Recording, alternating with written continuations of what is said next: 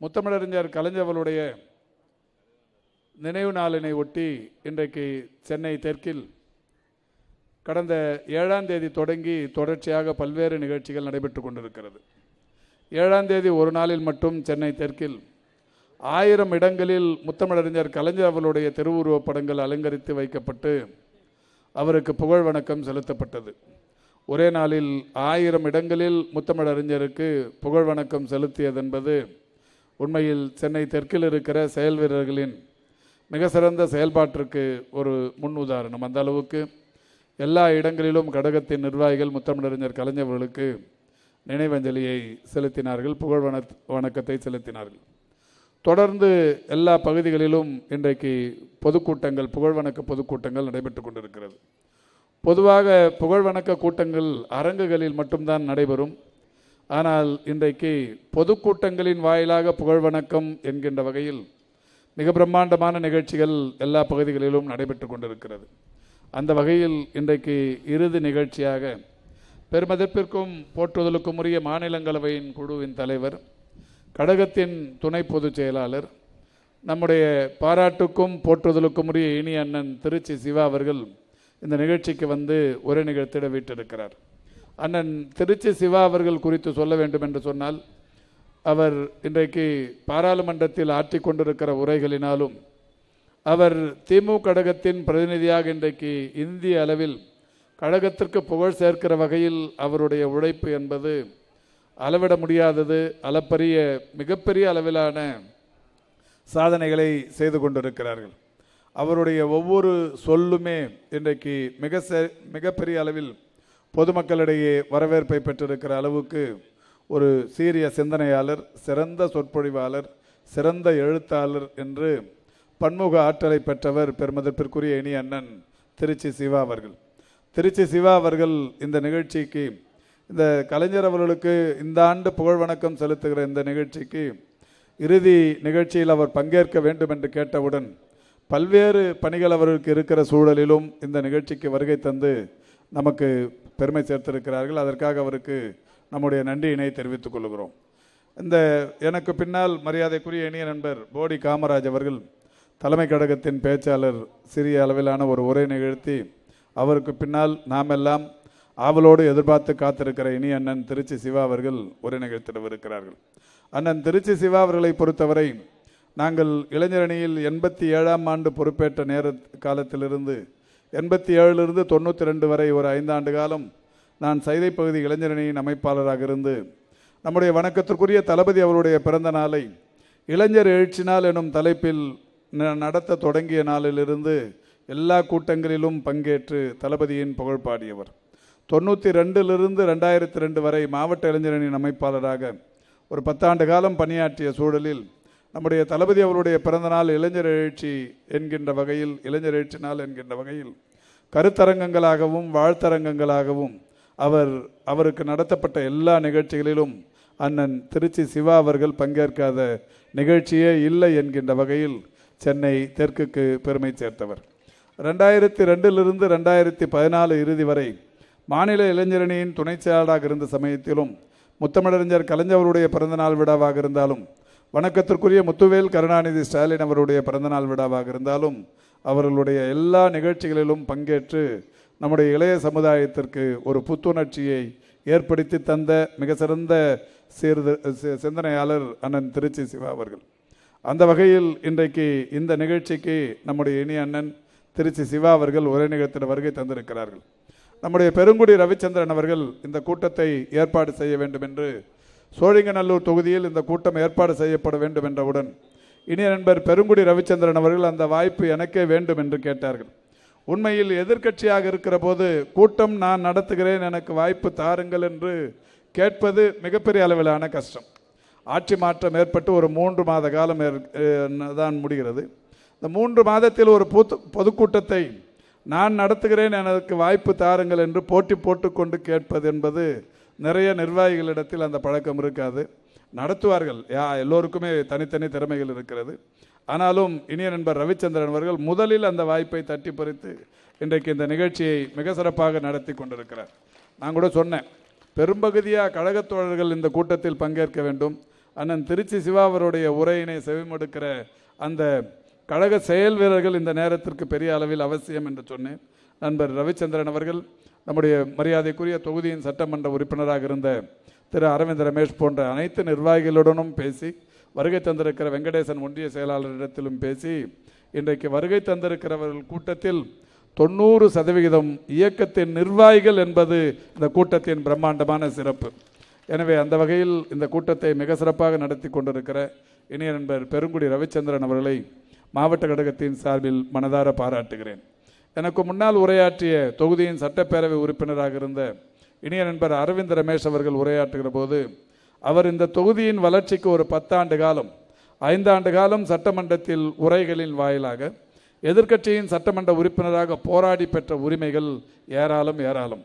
அடுத்து ஒரு 5 ஆண்டு காலம் அவர் தொகுதியின் சட்டமன்ற உறுப்பினராக வணக்கத்திற்குரிய தமிழ்நாட்டின் முதலமைச்சர்களிடத்திலும் துணை முதலமைச்சர்களிடத்திலும் அனைத்து அமைச்சர்களிடத்திலும் அவர் கேட்டு பெற்ற நிகழ்வுகள் இன்றைக்கு இந்த தொகுதி என்பது மிகப்பெரிய அளவிலான வளர்ச்சி அடைந்த தொகுதியாக இருந்து கொண்டிருக்கிறது. சோழிங்கநல்லூர் என்பது சென்னையை ஒட்டி இருக்கிற ஒரு விரிவாக்கம் செய்யப்படுகிற புதிய பகுதியாக இருந்தாலும் இன்றைக்கு இந்த சோழிங்கநல்லூரில் அமையப்பட்டிருக்கிற வசதிகள் சென்னையில் ஏற்கனவே பல நூறாண்டு காலமாக இருக்கிற பகுதிகளில் இருக்கிற வளர்ச்சிகளை காட்டிலும் கூடுதல் வளர்ச்சிகள் இந்த தொகுதியில் பெறப்பட்டிருக்கிறது என்றால் அது இனிய நண்பர் அரவிந்த் ரமேஷ் அவருடைய உழைப்பு என்பது சாதாரணமானதல்ல. எனவே இன்றைக்கு இந்த மாதிரியான ஒரு நிர்வாகிகள் அமைந்திருக்கிற இந்த மேடையில் நான் நீண்ட நேரம் பேச விரும்பவில்லை.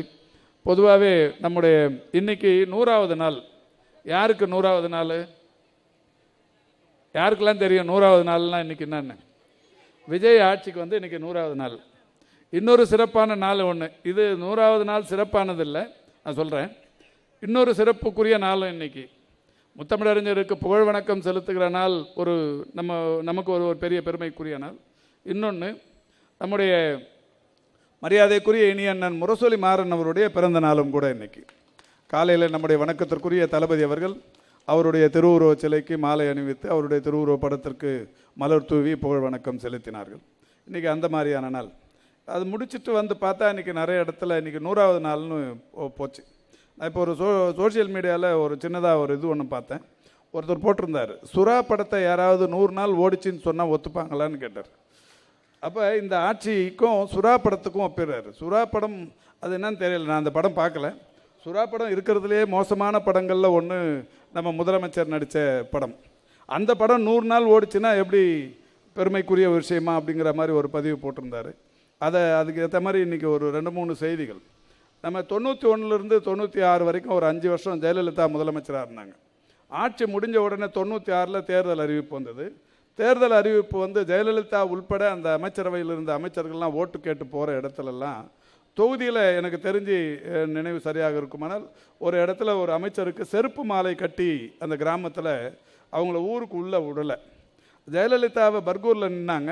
அங்கே வந்து நம்முடைய மாவட்ட இளைஞரணியின் துணை அமைப்பாளர் பர்கூர் நம்முடைய சுகவனம், அதுக்கப்புறமா மாநில இளைஞரணியின் துணை செயலாளர் வரைக்கும் உயர்ந்தார், பொறுப்பு உயர்ந்தார். ஆனால் அவர் அந்த அம்மாவை எதிர்த்து நிற்கிறப்ப ஒரு மாவட்ட இளைஞரணியின் துணை அமைப்பாளர், மாவட்ட இளைஞரணியின் துணை அமைப்பாளர்களை ஒரு பரிதாபமாக தோற்றவங்க ஜெயலலிதா.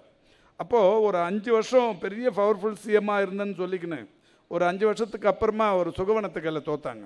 அப்போ அந்த தோல்வி குறித்து முத்தமிழறிஞர் கலைஞர் சொன்னார், யானை காதுக்குள்ளே எறும்பு பூந்த மாதிரி நம்ம சுகவனத்தோட வெற்றி அப்படின்னாங்க. அந்த அளவுக்கு அந்த ஆட்சியின் மேலே வெறுப்பு இருந்தது. எப்போ? 5 வருஷம் கழிச்சு. அந்த 5 வருஷம் கழிச்சு இருந்த வெறுப்பு, நான் இந்த செய்தியை வந்து நடுநிலையாக நீங்கள் சிந்திக்கணுங்கிறதுக்காக சொல்கிறேன். அந்த வெறுப்பு 100வது நாளில் ஏற்பட்டிருக்கு. நான் ஆதாரத்தோடவே சொல்கிறேன், 100 நாளில் ஏற்பட்டிருக்கு. இன்றைக்கி ராயபுரம் எம்எல்ஏ ஆஃபீஸில் பொதுமக்கள் போய் எங்கள் ஏரியாவில் கழிவுநீர் அடைப்பு ஒன்றுமே பண்ணலன்னு சொல்லி பொதுமக்கள் முற்றுகை போராட்டம் இன்றைக்கி 100வது நாள் கொண்டாடின்னு இருக்கிறாங்க. ராயபுரம் எம்எல்ஏ ஆஃபீஸில் பொதுமக்கள் கழிவுநீர் அடைப்புன்னு சொல்லி போராட்டம் நடத்திட்டு இருக்கிறாங்க. நேற்றுக்கு ஒரு செய்தி பார்த்துருப்பீங்க, ஒரு தம்பி திருவெற்றியூரில் என்ன பேர் தனுஷ், ஒரு +2 மாணவன், அதை ஒரு 30 பேர் கொண்ட கொலைவெறி கும்பலால் போதைப்பொருள் விவகாரத்துக்காக சொல்லி காட்டி கொடுத்துட்டான் அப்படிங்கிறதுக்காக ஒரு 30 பேர் கொண்ட ஒரு வெறி கும்பல் அவனை அடித்து கொன்று விட்டது. அதுக்கு அந்த ஊருக்கு போய், அந்த திருவெற்றியூருக்கு போய் ஆறுதல் சொல்கிறங்கிற போக்கில் ஒரு 2 மந்திரி போகிறாங்க. அந்த 2 மந்திரியை தரத்த விட்டாங்க. ஓடு ஓடு ஓடுன்னு அந்த 2 மந்திரி ஓடியாக வந்தாங்க திருவேற்றூர்லேருந்து. இது நேற்றுக்கு நடந்தது. 100 நாளில் நடந்த மிக முக்கியமான விஷயங்கள். நேற்றுக்கு தான் நீங்கள் இதில் சுதந்திர தின விழாவை சமபந்தி விருந்து பார்த்துருப்பீங்க. இந்த சமபந்தி விருந்தில் இந்த நாட்டின் நிதி அமைச்சர் அவர் ஒரு கோயிலில் போய் சேப்பாக்கம் திருவல்லிக்கேணி கோயிலில் போய் உட்காந்துன்னுட்டார். கோயிலில் பக்கத்தில் ஆயாலாம் உட்கார வச்சுருக்காங்க, பாட்டியம்மாலாம் உட்காந்து கூட உட்காந்து சாப்பிட்றதுக்காக. ஒரு கூட உட்காந்து சாப்பிட்ற பாட்டியம்மா கையில் இங்கிலீஷில் பேசுகிறாரு, இந்த ஆட்சி எப்படி இருக்குன்னு. நல்லா இல்லைன்னுச்சு. இது இது இது எல்லாமே இந்த 100 நாள் ஆட்சியோட ஃபீட்பேக்ஸ். இது நான் முதல்ல சொன்ன மாதிரி 5 வருஷத்தில் வர வேண்டிய வெறுப்பு 100 நாளில் வந்திருக்கு அப்படின்னு சொன்னால் அது இந்த ஆட்சி அப்படிங்கிறத இன்றைக்கி மக்கள் உணர தொடங்கியிருக்கிறாங்க. நாங்கள் டெய்லி இப்போது நான் பொதுவாக கோயில் நிகழ்ச்சிகளுக்கு நான் ஒரு நாத்திகன், அது சொல்லிக்கிறது ஒன்றும் பெருமை தான் எனக்கு. நான் கோயில் நிகழ்ச்சிகள்லாம் கூப்பிட்டா போவேன். அதெல்லாம் அவங்கள அவமதிக்க மாட்டேன். எல்லா கோயிலுக்கும் போவேன். நேற்றுக்கு மட்டும் ஆடி மாதம் 5வது வாரம்னு சொல்லி ஒரு 4 கோயில் கூப்பிட்டு போனாங்க. 4 கோயிலுக்குமே போயிருந்தேன். போகிற இடத்துல மகளிர்லாம் ரொம்ப வெக்கி ரொம்ப ஒரு மாதிரி சங்கடப்பட்டு வணக்கம் சொல்கிறாங்க, சங்கடப்படுறாங்க. எதனா திமுகவை நாங்கள் ஓட்டு போடலையே அப்படிங்கிற அந்த ஃபீலோடு இருக்கிறது எல்லா இடத்துலையும் பார்க்குறோம். இது கூட ஒரு 3 மாதத்துக்கு முன்னாடி தோத்துட்ட கட்சி நடத்துகிற கூட்டமாக இது பாருங்கள். இப்படி திரும்பி பார்த்தா ஒரு பெரிய பிரம்மாண்டமாக கண்ணு கட்டின தூரம் வரைக்கும் கூட்டம். இந்த சைடெலாம் இவ்வளோ பேர் நிற்கிறாங்க. இந்த மாதிரியான இது எதுவாக இருந்தாலும் இந்த மாற்றம் நம்ம ஒரு மிக விரைவில் இதுக்கு இது ஒரு மாற்றம் ஏமாற்றமாக மாறிப்போச்சு. இது உண்மையிலேயே நல்ல மாற்றமாக வெகு விரைவில் வருவதற்குரிய வாய்ப்புகள் பொதுமக்களாகி உங்களால் ஏற்படும் என்பதில் எந்த விதமான மாற்று கருத்துக்கள் இல்லை. முத்தமிழறிஞர் கலைஞருடைய இந்த நினைவு நாளில் நம்ம ஒவ்வொரு வருஷமும் ஏதாவது ஒரு நல்ல திட்டங்களை அறிமுகப்படுத்தி பண்ணின்னு இருக்கிறோம். 2020 முத்தமிழறிஞர் கலைஞர் நினைவு நாளுக்கு ஊரே கொரோனா பேரிடரில் தவித்த நேரத்தில் நாம் ஒரு 27 நாடுகளைச் சேர்ந்த 8500க்கும் மேற்பட்டவர்களை விர்ச்சுவல் மாரத்தான் நடத்தி அதில் கிடச்ச நிதியை ஒரு 24 லட்ச ரூபாய் தென்சென்னை திமுக போய் எடப்பாடி பழனிசாமி அரசாங்கத்தில் இருக்கிற ஃபைனான்ஸ் செக்ரட்டரி கிருஷ்ணன் கையில் கொடுத்தோம். அதுக்கு அடுத்து 21 நம்ம முதல்வர் முத்துவேல் கருணாநிதி ஸ்டாலின் வந்துட்டாங்க. அப்போ கலைஞர் பேரில் ஒரு விர்ச்சுவல் மாரத்தான் நடத்தி 38 நாடுகள்லேருந்து கலந்துக்கினாங்க. அதில் ஓடினவங்க ஒரு 18,000 பேர் உலகம் முழுக்க. அதில் கிடச்ச நிதி 56 லட்சத்தை நம்முடைய வணக்கத்திற்குரிய முதல்வரிடத்தில் தந்து கொரோனா நிவாரண நிதியாக வச்சுக்க சொல்லிட்டோம். அதுக்கு அடுத்து 2022 பெசன் நகரில் ஒரு மாரத்தான் கலைஞர் பேரால் நடத்தி இதே நினைவு நாளில் அதில் கிடச்ச அந்த 1.25 கோடி 43,000 பேர் ஓடினாங்க. அந்த 1.25 கோடியை எழும்பூர் அரசு மருத்துவமனைக்கு கிராமங்களிலிருந்து வர்ற தாய்மார்கள் தங்களுடைய குழந்தைகளை மருத்துவமனையில் அனுமதித்து விட்டு அவங்க தங்கிறதுக்கு இடம் இல்லாமல் பிளாட்ஃபார்ம் அங்கங்கே தங்கியிருப்பாங்க. எனவே அவங்களுக்கு ஒரு ஷெல்டர் கட்டி கொடுக்கணும்னு முடிவு பண்ணி முதலமைச்சர் கையில் சொல்லி இந்த 1.25 கோடியோட நமக்கு நாமே திட்டத்தை சேர்த்து ஒரு ஷெல்டர் கட்டி கொடுக்க சொன்னோம். இன்றைக்கி 5,89 லட்சத்தில் ஷெல்டர் கட்டி 6 மாதத்துக்கு முன்னாடி இன்றைக்கி திறந்து கலைஞர் பெயரால் எழும்பூர் மருத்துவமனையில் ஒரு கட்டிடம் நம்முடைய சென்னை தெற்கின் சார்பில் கட்டி முடித்து தரப்பட்டது. அதுக்கு அடுத்த வருஷம் 2023 நம்ம ஒரு மாரத்தான் நடத்தணும். கலைஞர் நினைவிடத்திலிருந்தே நடத்தணும். 73,000 பேர் ஓடினாங்க. ஒரு மகிழ்ச்சியான செய்தியை சொல்கிறேன். அந்த 73,000 பேர் ஒரே நேரத்தில் ஓடினது உலகத்திலேயே 2023 தான் முதல் தடவை. இது வரைக்கும் அந்த சாதனையை உலக நாடுகள் எதுவும் முறியடிக்கலை. அதுக்கு என்ன சாதனையாக வந்திருக்கு. அதில் கிடச்ச ஒரு 3.5 கோடி ரூபாயை அரசாங்கத்துக்கு தந்து 10,47 லட்சத்தில் இன்றைக்கி ராயப்பேட்டையில் புற்றுநோய் மருத்துவமனைக்காக ஒரு கட்டடம் கட்டிருக்காங்க. இன்னொரு 1 மாதம் 2 மாதத்தில் அதை திறந்துடுவாங்கன்னு நினைக்கிறேன். அந்த அளவுக்கு இந்த கலைஞரின் நினைவு நாள் ஒவ்வொரு நினைவு நாள்லையும் சென்னை தெற்கு மிகப்பெரிய சாதனைகளை செய்து கொண்டிருக்கிறது. அடுத்த வருஷம் ஒரு பெரிய சாதனையை பண்ண போகிறோம். அதை சொல்கிறதுக்காக தான் இது சொன்னேன். மாரத்தான்னா என்னன்னா, ஏதென்ஸ் நாட்டில் மாரத்தானுங்கிறது ஒரு கடலோர நகரம். அந்த கடலோர நகரத்தில் கிமு 490 ஏதென்ஸில் இருக்கிற கிரேக்கர்களுக்கும் இந்த பர்சியன்களுக்கும் நடைபெற்ற ஒரு போரில் இந்த போரின் வெற்றி குறித்து சொல்லப்போன ஒரு பைடிபடிஸுங்கிற வீரன் 42 கிலோமீட்டர் ஓடி போய் தகவல் சொல்லி விழுந்து இறந்துடுறாரு. அவர் ஞாபகமாக தான் அந்த மாரத்தான் உலகம் முழுக்க 1896 ஒலிம்பிக்கில் அந்த மாரத்தான் நடத்தின்னு வராங்க. அந்த மாரத்தானுங்கிற வில்லேஜ்லேயே அந்த ஏதென்ஸுக்கு இன்னொரு கிரேக்கத்துக்கு இன்னொரு பெரிய புகழ் என்னன்னா, சாக்ரட்டிஸ், அரிஸ்டாட்டில், பிளாட்டோ இந்த மாதிரியான அறிஞர் பெருமக்கள் வாழ்ந்த ஒரு நாடு.